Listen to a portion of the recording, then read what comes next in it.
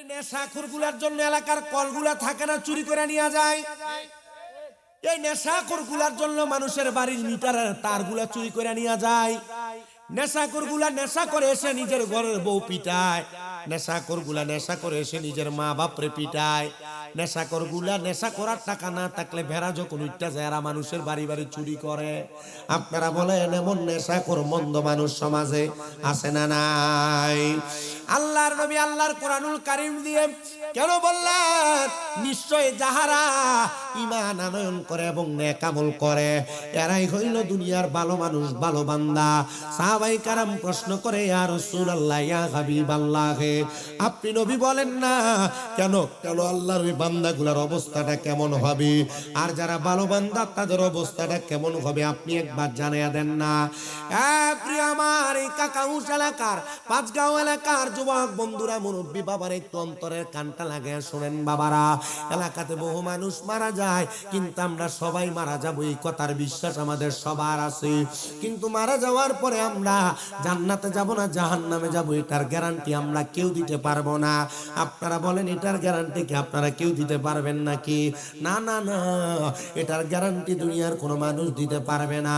দিতে পারবে স্বয়ং আমার আল্লাহ তাআলা, আর দিতে পারবে আকে নামদার তাজদারে মদিনা হুজুর নূর মুহাম্মদ মুস্তাফা আহমদ মুস্তাফা সাল্লাল্লাহু আলাইহি ওয়াসাল্লাম। জোরে জোরে বলেন সুবহানাল্লাহ। নবী আমার জানায়া দি উম্মত, এই উম্মতের দল, তোমাদের জন্য আমি নবীর গাতার থেকে একটা বাণী প্রচার করে দেই। আল্লাহ তাআলার জান্নাত সবাই পাইতে চায়, কিন্তু জান্নাত পর্যন্ত সবাই যাইতে পারে না। কারণ জান্নাত পর্যন্ত যাওয়ার অনেকগুলা স্টেশন আছে, অনেকগুলা মাকাম আছে। হুজুর কেমন স্টেশন আর কেমন মাকাম আপনি আমাদেরকে জানাইয়া দেন না।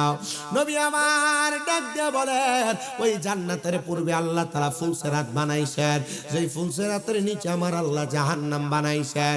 ওই জাহান্নাম আর ফুলসেরাতের আগে আমার আল্লাহ তাআলা মিজান নামক একটা পাল্লা লটকাইছেন। ওই মিজান নামক পাল্লার আগে আমার আল্লাহ তাআলা হাসরের ময়দানটারে সুন্দর করে সাজাইছেন।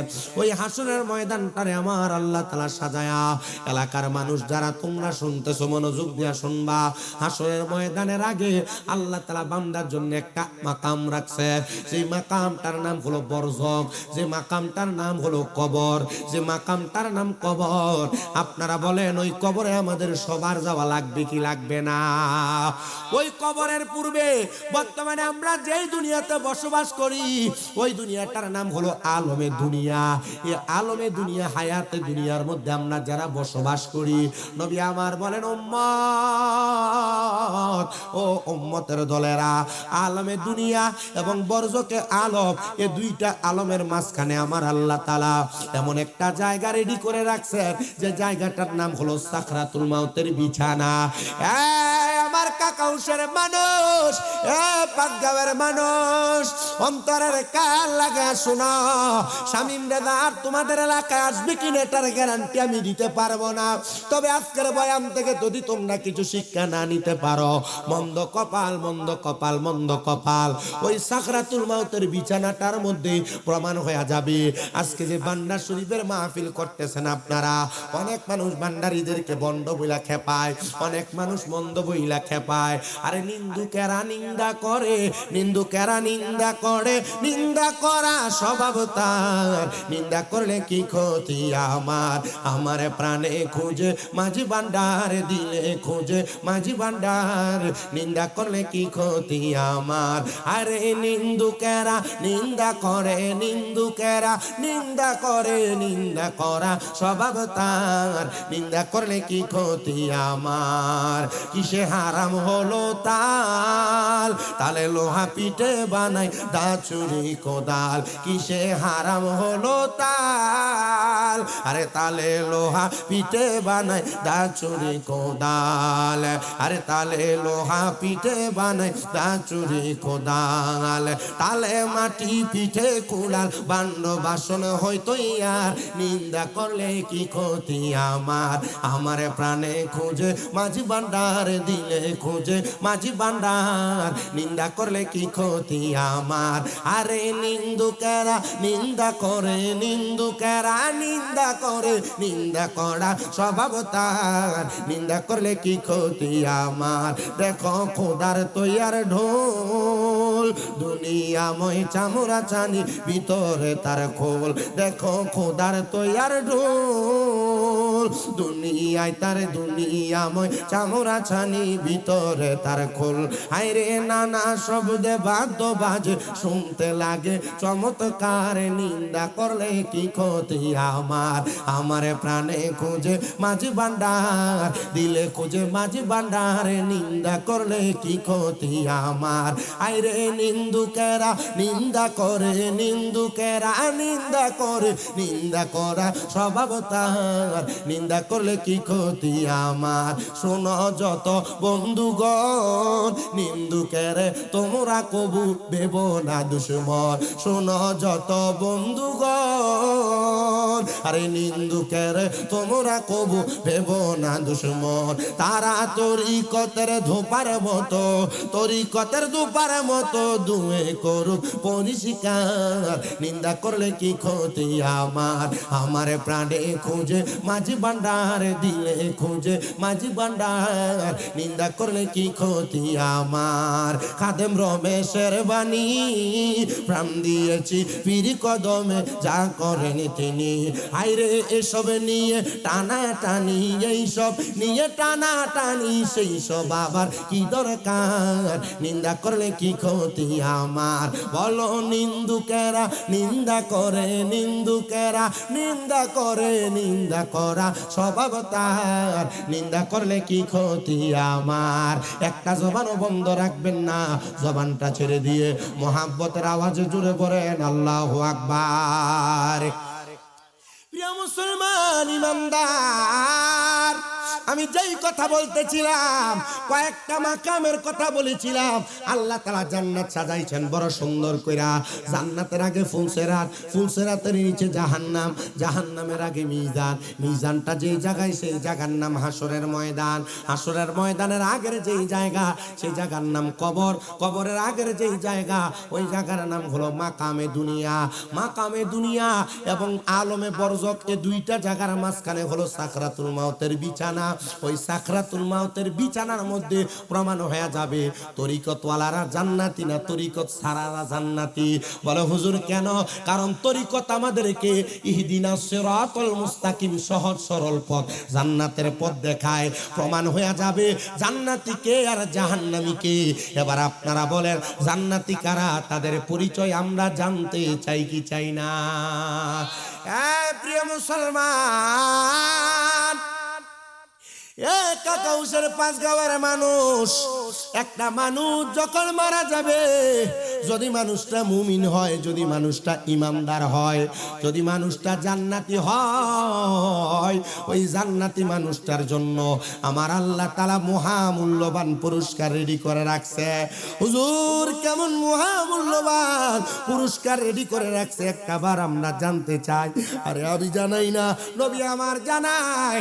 আমার আল্লাহ তাআলা যখন দুনিয়ার কোন মানুষ তৈয়ার করেন নাই, আমার আল্লাহ তাআলা সাদরাতুল ইয়াকিন নামক একটা গাছ লাগায় রাখছেন লামকানের মধ্যে।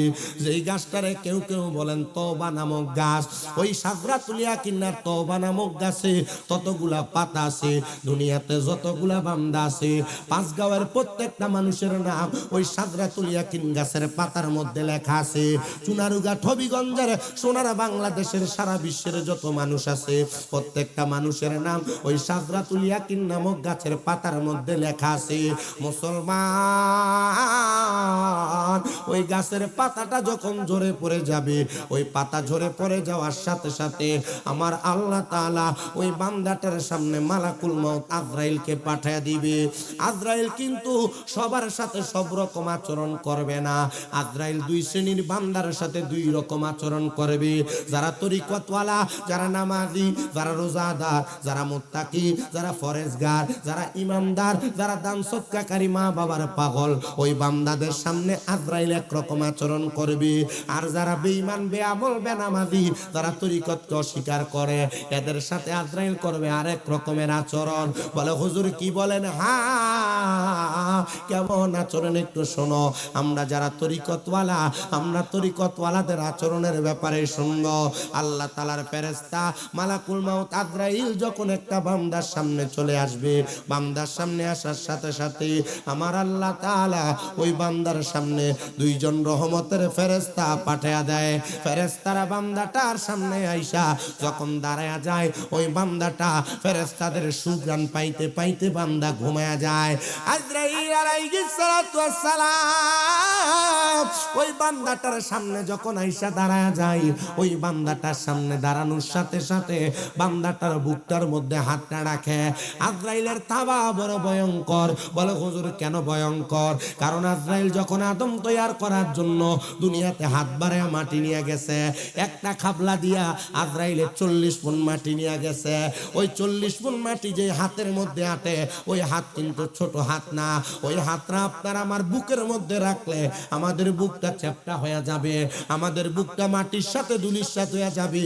ওই আজরাইল যখন বুকের উপরে হাতটা রাখে, আমার নবী নিজে ঘোষণা করে তার কাছে মনে হবে পৃথিবীর সবচাইতে বড় পাহাড়, বড় পাথর মনে হয় তার বুকের উপরে চাপিয়ে দেওয়া হয়েছে।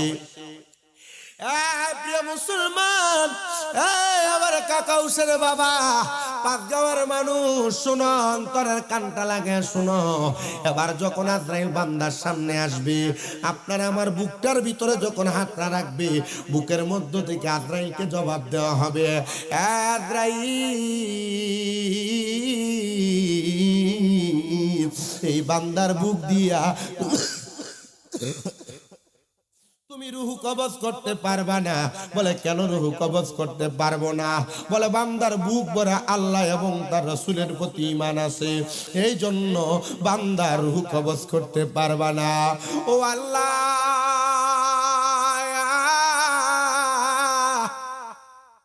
কেমন ঈমানদার আমরা জানি না গো। আমরা ঈমানের পাওয়ার দিয়া বুঝি আজরাইল চইলা যাইব, আমরা ঈমানের পাওয়ার দিয়া বুঝি আজরাইল রে বারবার বাধা দেওয়া হইব। নবী আমার জানায়া দেয় উম্মত, এই উম্মতের দল শুনো, আজরাইল তখন একটা বান্দার ঈমানের পাওয়ার থাকার কারণে বান্দার রূহটা কবজ করবে না, আজরাইল ফিরে যাবে। আল্লাহ বলবে, রে আজরাইল তোমার কাজ হলো রূহ কবজ করা, বান্দার হায়াতের বাজেট শেষ হয়ে গেছে, রূহটা কবজ করো না। আজরাইল রূহ কবজ করবে না গো। কেন কবজ করবে না? কারণ বান্দার ঈমানের দুইজন ফেরেশতা বান্দার রূহটা কবজ করতে দিবে না। এবার আজরাইল দ্বিতীয়বার আগমন করবে, আগমন কইরা আইসা বান্দার মুখটা বরাবর হামলা করবে রূহটা নেওয়ার জন্য।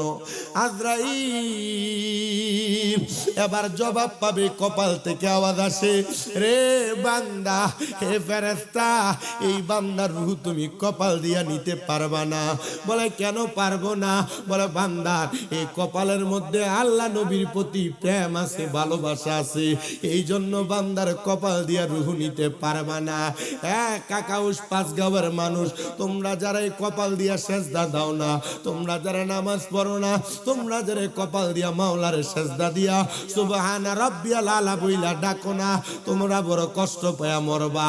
আর যারা সেজদা দেয়, নামাজ আদায় করে, মসজিদের মধ্যে যায় তাদের মস্তক অবনত করে, আমার আল্লাহ তাআলা ওই সেজদাকারী বান্দাদের রূহ নিতে আজরাইলকে বাধা প্রদান করবে। আজরাইলের দ্বিতীয়বার রূহ নিতে পারবে না, ফিরে যাবে রে, ফিরে যাবে।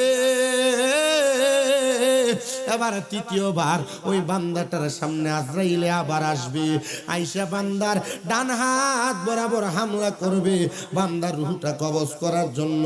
যখন ডান হাত বরাবর হামলা করবে আজরাইলকে ডাক দিয়া বলা হবে, আজরাইল ডান দিক দিয়ে তো মুমিন বান্দার রূহ নিতে পারবা না। বলে কেন পারবো না, কেন পারবো না? বলে বান্দার ডান হাত বরাবর তার মা বা দান এবং সদকা আছে, এই জন্য বান্দার ডান হাত দিয়ে রূহ কবজ করতে পারবা না। প্রিয় মুসলমান, দান সদকা যারা করো না, বকিলামি দেখাও, সম্পদের মালিক হয়ে গেছো, আমি তোমাদের কাছে আবদার জানাই, সামনে মাহে রমজান মাস আসতেছে, রমজান মাসে গরিবদের প্রতি একটু নজর দিও, রমজান মাসে গরিবদেরকে একটু ইফতার দিও, রমজান মাসে গরিবদেরকে একটু সাহারি করায়ও, রমজান মাসে দানের হাতটাকে লম্বা কইরো, কারণ আমার আল্লাহ তাআলা রমজান মাসে দানের হাত লম্বাকারীদেরকে অধিক পরিমাণ বরকত দান করে, অধিক পরিমাণ সওয়াব দান করে। নবী আমার বলে, দুনিয়ার রমজান মাসের মধ্যে কোন সম্পদওয়ালা অথবা আল্লাহর কোন বান্দা যদি কোন রোজাদারকে যদি সম্ভব হয় একটা খেজুর দিয়া, যদি সম্ভব না হয় এক গ্লাস দুধ দিয়া, যদি সম্ভব হয় তাহলে যেন এক গ্লাস পানি দিয়া হলো ইফতার করায়, ব্যক্তির ইফতার করানোর কারণে ওই ব্যক্তি যত সওয়াব পাবে, বান্দা ইফতার করানোর কারণে তার সম পরিমাণ সওয়াব পাবে। কিন্তু রোজাদারের আমলনামা থেকে একটা ফোঁটায় রোজার সওয়াব কমতি হবে না। প্রিয় মুসলমান, এই জন্য যদি তোমার রূহ নেওয়া আটকাইতে চাও, ডান হাত দিয়া এলাকার গরিবদেরকে ইফতার সামগ্রী বিতরণ করো, এলাকার গরিবদেরকে যাকাত দিও, এলাকার গরিবদেরকে তোমার দানের টাকাগুলা দিও।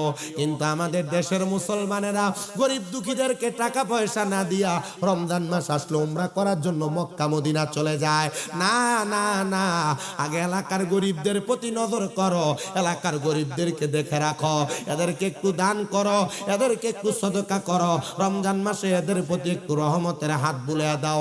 আপনারা বলেন, এই রমজান মাসে রোজাদারদেরকে ইফতার দিলে, গরিবদেরকে দান করলে, যাকাতের টাকাগুলো বিলিয়ে দিলে আমার আল্লাহ তাআলা আমাদেরকে বরকত দিতে পারে কি পারে না? প্রিয় মুসলমান, আর দুই নম্বর যেই কথা বলেছিলাম, এই কপাল দিয়া সেজদা দেওয়ার কথা, তোমরা সেজদা দিও, সেজদা দিলে আল্লাহ তাআলা তোমাদেরকে অসংখ্য বরকত দান করবে। এটার একটা মহামূল্যবান সুযোগ আসতেছে আগামী 3 তারিখ শবে বরাত। এই শবে বরাতের রাতে বেশি বেশি করে মাগরিবের নামাজের সময় গোসল করে মসজিদে চলে যাইবা। বলে হুজুর কেন? শবে বরাতের রোজাগুলা মা বোনেরা আগের দিন দ্বিতীয় 2 তারিখ ফেব্রুয়ারির, 3 তারিখ ফেব্রুয়ারির, 4 তারিখ ফেব্রুয়ারির, এই 3টা দিন শবে বরাতের রোজাগুলা রাখবা, নফল রোজা, নফল রোজা। কারণ কি জানো? এই রোজাগুলার মাধ্যমে আল্লাহ তাআলা আইয়ামে বীজের রোজা কবুল করবে, নফল রোজা কবুল করবে।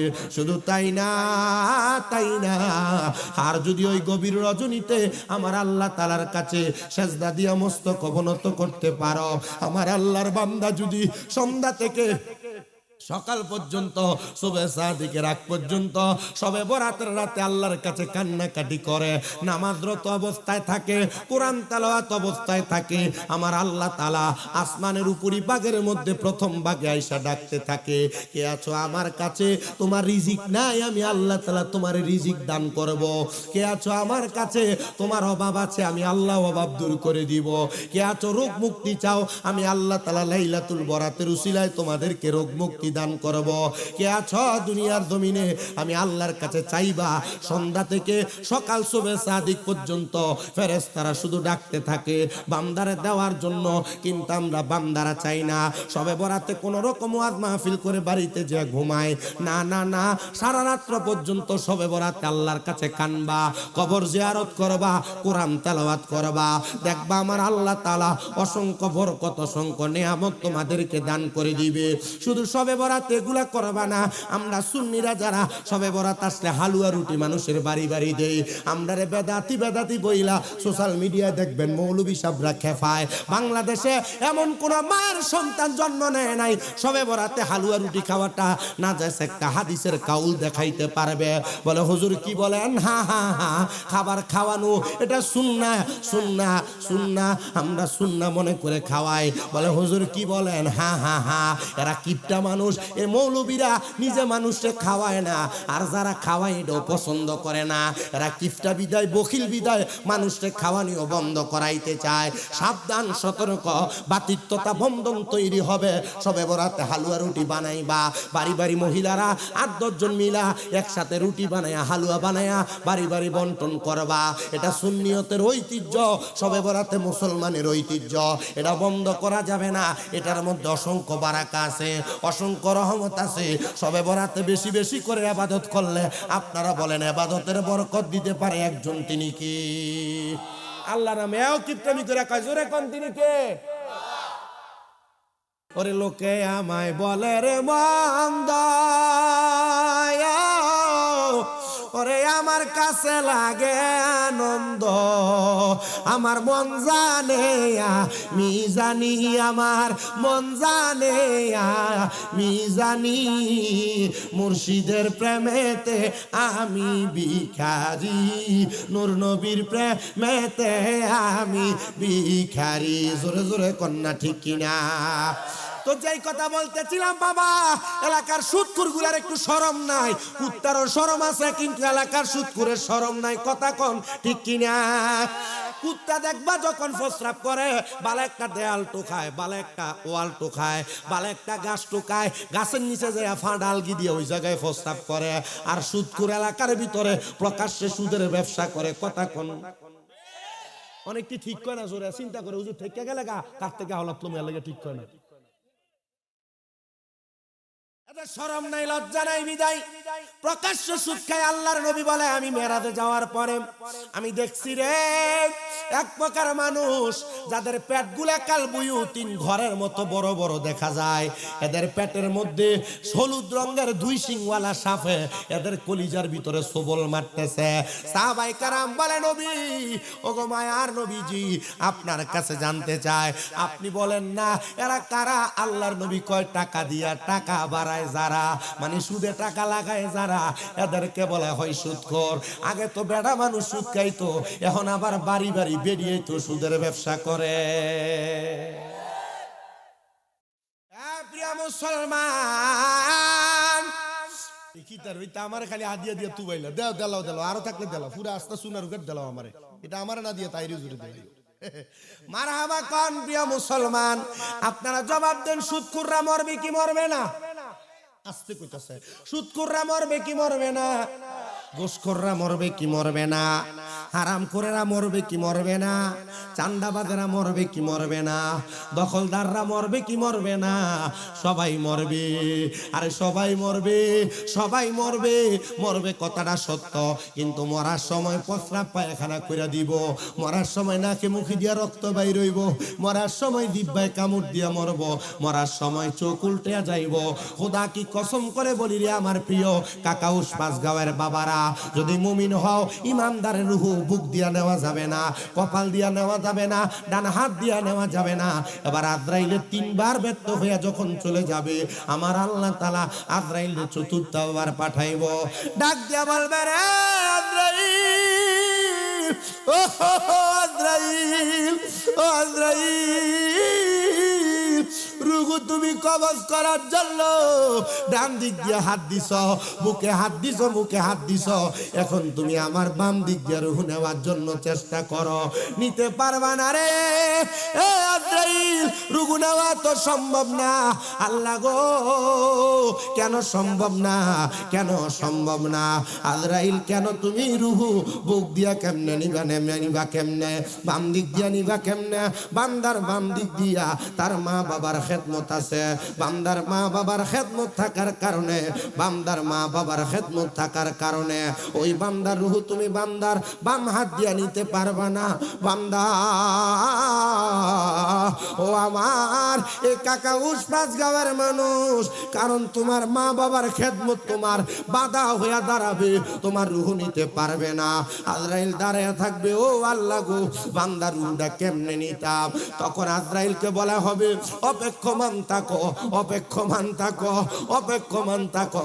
বান্দা রূহ নেওয়ার সময় বান্দা কোনো কষ্ট পাবে না, কারণ বান্দা মুমিন, বান্দা নামাজি, বান্দা দান সদকাকারী, বান্দার বাম হাতে তার মা বাবার খেদমতের পাওয়ার আছে। আমি জানি না আজকের এই জান্নাতের বাগানে কোন সন্তান তাদের মা হারায়া বসছে, আমি জানি না কোন সন্তান তাদের বাবা হারায়া বসছে, আমি জানি না কোন এতিম জানি মা বাপ দুইজন রে হারায়া বসছে। হ্যাঁ, সন্তানের দল মা বাপ কবরে তোমার কাছে ভালো লাগে না, শান্তি লাগে না, আরাম লাগে না, লাগবো কেমনে? মা বাপ দুনিয়া থেকে কবরে চলে গেছে। আগে এক বেলা ভাত না খাইলে মা বারবার কানের কাছে বলতো, পুত্রে ভাত দি খাইছস না? পেটটা দি পিঠের সাথে লাইগা রইছে। এখন মা কবরে 2-3 বেলা খানা না খাইলে কেউ আইসে একবার জিগায় না, ফুত খানা দি খাও না? আরে জিগাইব কে রে? মা তো কবরে। জিগাইব কে? আব্বা তো কবরে। কিন্তু আমি জানি না এই কাকাউস পাঁচগাঁও এলাকার কত সন্তান এখানে বসছে মা বাবার মনে কষ্ট দিয়া, কত সন্তান এখানে বসছে মা বাবার বাদ দেয় না, কত সন্তান এখানে বসছে মা বাবার কলিজাতে আঘাত দিছে, কত সন্তান এখানে বসছে ভাইয়ের বউয়ের সাথে ঝগড়া করে মা বাবার খানা জুদা করে দিছে। মা বাপরে তোমরা যারা জুদা করছো, আলাদা করছো, মা বাবা আলাদা খাওয়া লাগে, দে ফোলাপান তোরার পাও আমার সামনে দে, আমি আমার জিহ্বা দিয়া তোরার পাও পরিষ্কার করে দেব। আম্মা আব্বারে খানা খাওয়ার নিয়া এলাকাতে বিচার বসে, এলাকাতে সর্দার মাতাব্বর বৈশা বৈঠক বৈশা মা বাবার খানা নির্ধারণ করে দেয়।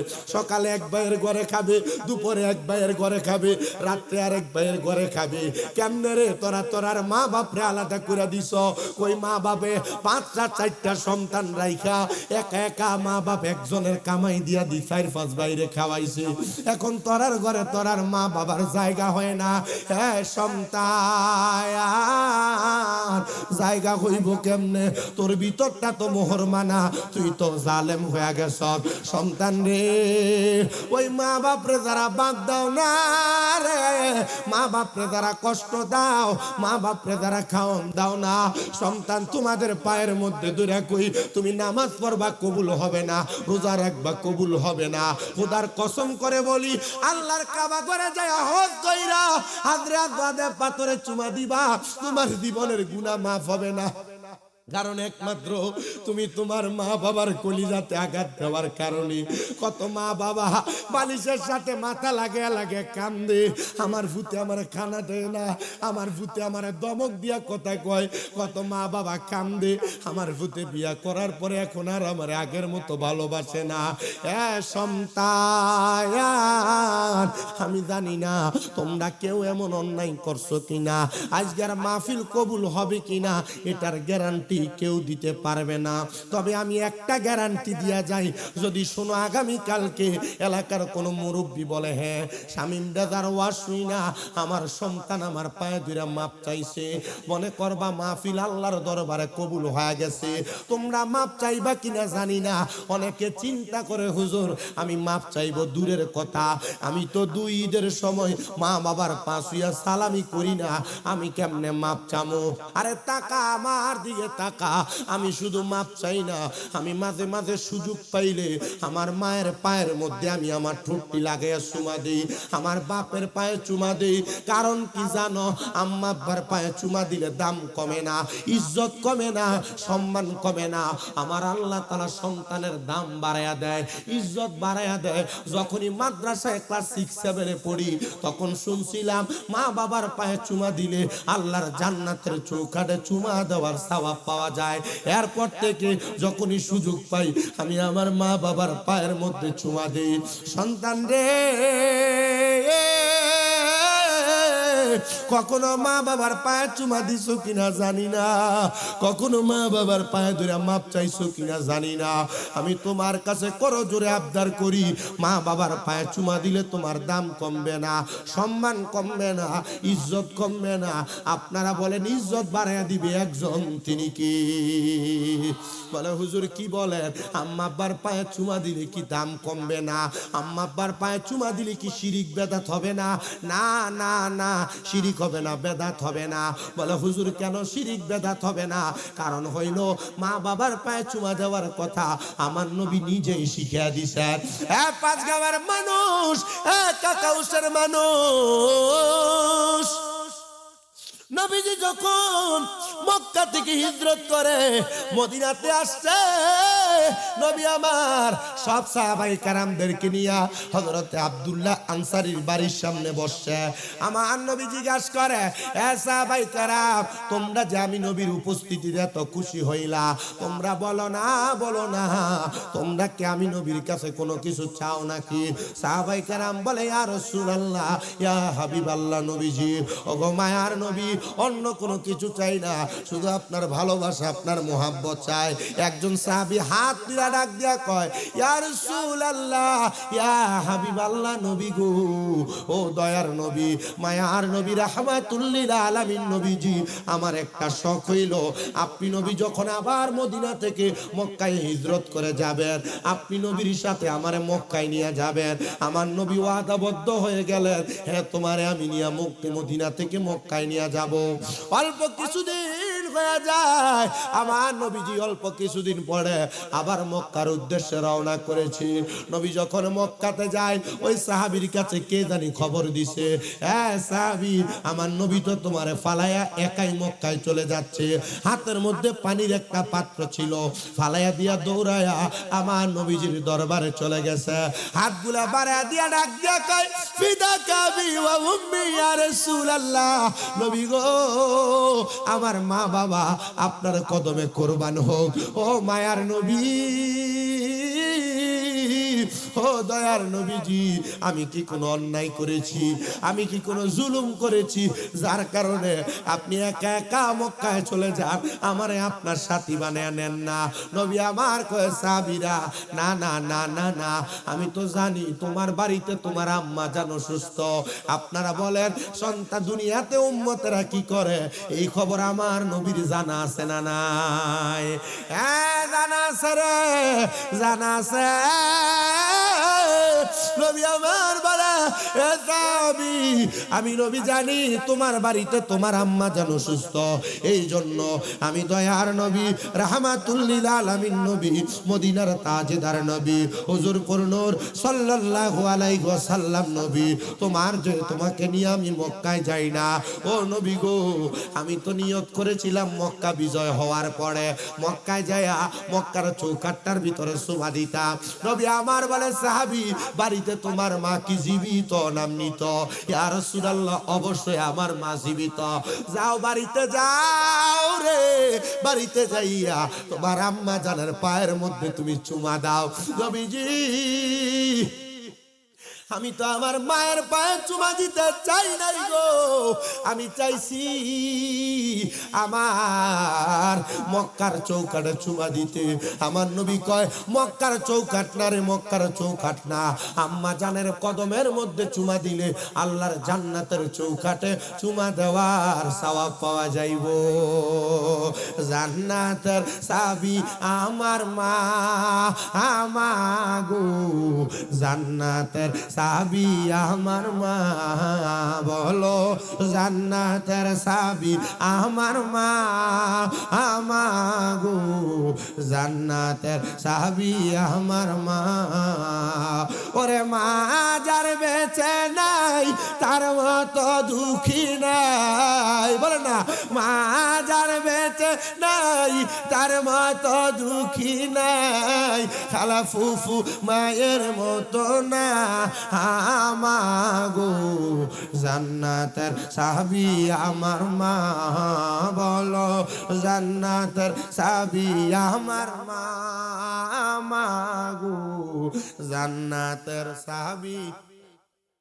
ওরে ছেলে যদি যায় মারা দুনিয়া ছাড়িয়া, পশু পাখি জানার আগে মায়া যায় জানিয়া, পশু পাখি জানার আগে মায়া যায় জানিয়া, সেই মায়েরই কবরেতে আল্লাহ, সেই মায়েরই কবরেতে আযাব দিও না, জান্নাতের চাবি আমার মা, আমাগো জান্নাতের চাবি আমার মা, বলো জান্নাতের চাবি আমার মা, মা গো জান্নাতের চাবি আমার মা।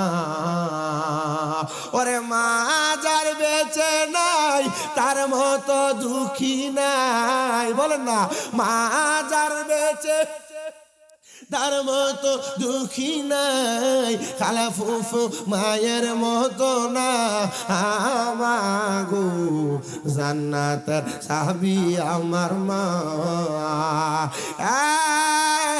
কাকা উসপাস গাঁয়ের মানুষ, আমি জানি না কে জানি মা হারায়া বাপ হারায়া বর্ষ, আল্লাহর দরবারে দোয়া করবা আল্লাহ যেন তোমার মা বাপরে মাফ করে দেয়। মা বাবার পায়ে ধরে মাপ চাইবা, মা বাপ যেন তোমারে মাফ করে দেয়। মা বাপ মাফ না করলে স্বয়ং আমার আল্লাহ তোমারে মাফ করবে না। আমি জানি অনেক সন্তান চিন্তা করে হুজুর যাদের বাড়িতে বাবা আছে তারা বাড়িতে যাইয়া বাবার পায়ে ধরে মাপ চাইব, আমার তো আব্বা নাই, আমি কার পায়ে ধরে মাপ চাইব। অনেকে চিন্তা করে হুজুর যাদের বাড়িতে মা আছে তারা বাড়িতে যাইয়া আমার পায়ে ধরে মাপ চাইব, আমার তো মা নাই, আমার তো বাবা নাই, আমি কার পায়ে ধরে মাপ চাইব, কার পায়ে চুমা দিব। সন্তান চিন্তা করবা না, আজকের মাহফিলের আখিরি মুনাজাতের মধ্যে তোমার মা তোমার বাবার জন্য দোয়া করা হবে। খোদা কি কসম করে বলি, যদি কোনো সন্তানের মা মারা যায় বাবা মারা যায়, ওই সন্তান যদি রব্বির হামহুমা কামা রব্বায়ানি সগীরা বইলা চোখের মনি কোঠার মধ্যে একটা মাছির মাথা পরিমাণ পানি ছেড়ে দিয়ে কান্না করে, ওই পানিটা মাটিতে পড়ার আগে আমার আল্লাহ তার মা বাবার জীবনের গুনাহ মাফ করে দেয়। ও সন্তান মাপ চাইতে শরম লাগে, কিসের শরম? আম্মা আব্বার কাছে সন্তানের কোনো শরম নাই, লজ্জা নাই, মাফ চাইলায়ও, কারণ দুনিয়াতে কোটি টাকার মালিক হইতে পারবা, আম্মা আব্বারে কষ্ট দিলে খোদার কসম করে বলি ওই টাকা পয়সা দিয়া শান্তি পাইবা না। আশেক তো সুরে সুরে এভাবেও লেখে, বাবাকে তোমরা কাবা জানিও মদিনা জানিও, মাকে যদি গো তারা বেঁচে থাকে। নবী বলেন আমি সেবি নাই, সেবিতে পারি নাই, বলেন আমি সেবি নাই, সেবিতে পারি নাই, সেবিও আমার উম্মত, সেবিও আমার উম্মত। বাবাকে তোমরা কাবা জানিও, আরে মদিনা জানিও, মাকে যদি গো তারা বেঁচে থাকে। নবী বলেন আমি করি নাই, করিতে পারি নাই, আমি করি নাই, করিতে পারি নাই, পিতা মাতার খেদমত করিও আমার উম্মত, করিও আমার উম্মত। বাবার মুখেতে মায়ের মুখেতে যে তুলে দিবে খানা,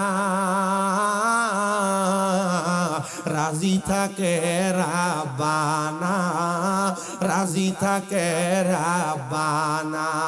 নবী শিক্ষা দেয় আমি করি নাই, করিতে পারি নাই, পিতা মাতার খেদমত করিও আমার উম্মত, করিও নবীর উম্মত। কাকাউশের পাঁচ গাঁয়ের মানুষ, মা বাপ কবরে, আব্বা বড় কষ্ট করে তোমারে মানুষ করছে, সামনে রোজার ঈদ আসতেছে, ও সন্তান রোজার ঈদে তুমি কত নতুন নতুন জামা কাপড় কিনবা, ঈদুল ফিতরে নতুন নতুন কাপড় কিনবা, নতুন পাঞ্জাবি কিনবা। আব্বা আম্মা যে কবরে, আব্বা আম্মা বাইসা থাকতে আগে তুমি সন্তানের জন্য নতুন নতুন জামা কাপড় কিনছে। ঈদের দিন আসবো তোমার আব্বাজান দুনিয়াতে থাকতো না, মা আগে নিজের জামা কাপড় কিনছে না। ঈদের দিনে মা তুমি সন্তানের জন্য নতুন জামা কাপড়টা আগে আগে যা কিনছে, ওই মা সিরা কাপড়টা পরছে।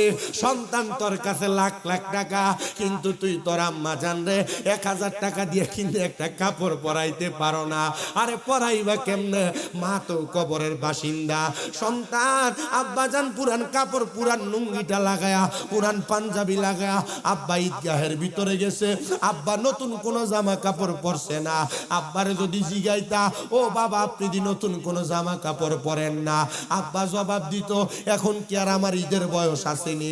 আব্বা আব্বার অভাবের কথা বলতো না, তুই সন্তানরে নতুন জামা কাপড় কিনা দিত। আজকে ওই বাবা কবরে, সন্তান রে 500 টাকা দিয়া কিনা আব্বার একটা লুঙ্গি পরাইতে পারো না। ওই বাবা কবরে রে, ও সন্তানের দল, আব্বা যদি কবরে থাকে টেনশন করো না, আব্বার জন্য আম্মার জন্য একটু খাস করে দোয়া করবা। ওই আব্বা আম্মা লাখ লাখ টাকার জায়গা জমি তোমার দিয়া গেছে। মা বাপ যদি ওই জায়গা জমি তোমার না দিয়া যাইতো, যদি যাওয়ার সময় এগুলা দান সৎকা কইরা যাইতো, তুমি কোনো কিছু পাইতা না। যদি ভাড়া থাকতা 5 গাঁও গ্রামে একটা বাড়ির ভাড়া থাকলে সর্বনিম্ন 5000 টাকা ভাড়া দেওয়া লাগতো। 5000 করে 12 মাসে, 1 বছরে তোমার 60,000 টাকা ভাড়া দেওয়া লাগতো।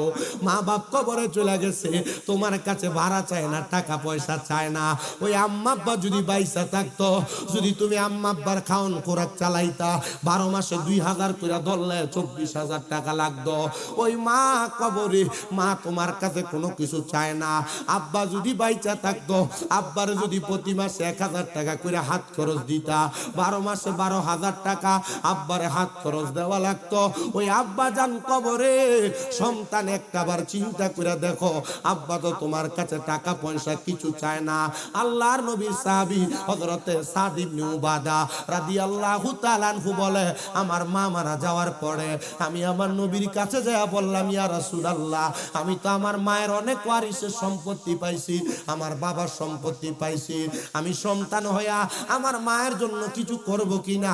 নবী আমার বলে, ও সাহাবী, যাও যাও যাও, তুমি তোমার আম্মার জন্য সদকা করে দাও। সাহাবী বলে, নবীজি আপনাকে সাক্ষী রাইখা আমার একটা খেজুরের বাগান আছে মিকুয়াদা, ওই বাগানটা আমার মায়ের জন্য আল্লাহর রাস্তে সদকা করে দিলাম। আমার নবী ডাক দিয়া কয়ে, সাহাবী তুমিও সাক্ষী থাকো, এই খেজুরের বাগান থেকে যত মানুষ খেজুর আহার করবে, আমার আল্লাহ তাআলা তোমার মার কবরে জান্নাতি খানার ব্যবস্থা করে দিবে।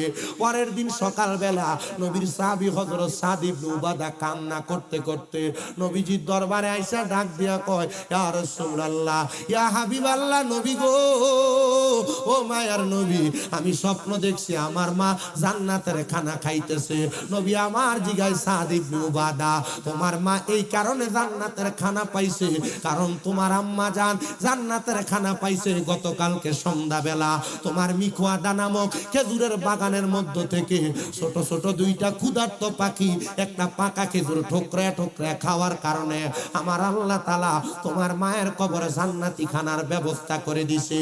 এখানে অনেক সন্তান আছে, আপনাদের মা কবরে, আপনাদের বাবা কবরে, আমি বেশি কোনো সন্তান চাইবো না, একজন সন্তান চাইবো যে শুধু হাতরা বাড়ায় বলবে, হুজুর আমার মা নাই, আমার বাবা নাই। এই মাহফিলটা 9তম মাহফিল, আগামী বছরে মাহফিলটা হবে। আমার মাকে মোহাব্বত কইরা ভালোবাসা, বাবারে মোহাব্বত কইরা ভালোবাসা আমি 10,000 টাকা আগামী বছরে মাহফিলে দান করে দিব। একজন সন্তান যদি থাকে তার জন্য খাস করে দোয়া করে দেওয়া হবে। আছেন নাকি একজন 10,000 টাকা দিবেন আগামী বছরে মাহফিলের ভিতরে? আমি আবারও বলি, মা বাবা বাইসা থাকলে যদি 1000 টাকা করে হাত খরচ দিতেন প্রতি মাসে, 12 মাসে 12,000 টাকা লাগতো। একজন সন্তান আম্মা আব্বার জন্য ফি সাবিলিল্লাহ মাত্র 10,000 টাকা দিবেন 1 বছর পরে, আগামী বছর। আছেন না কেমন একজন সন্তান মাহফিলে 10,000 টাকা আগামী বছর দেওয়ার মতো? একজন সন্তান বলে, হুজুর 10,000 টাকা পারবো না, আমি মাত্র 5,000 টাকা 1 নম্বরে দান করে দিবেন একজন। মারহাবা, নারায়ে তাকবীর।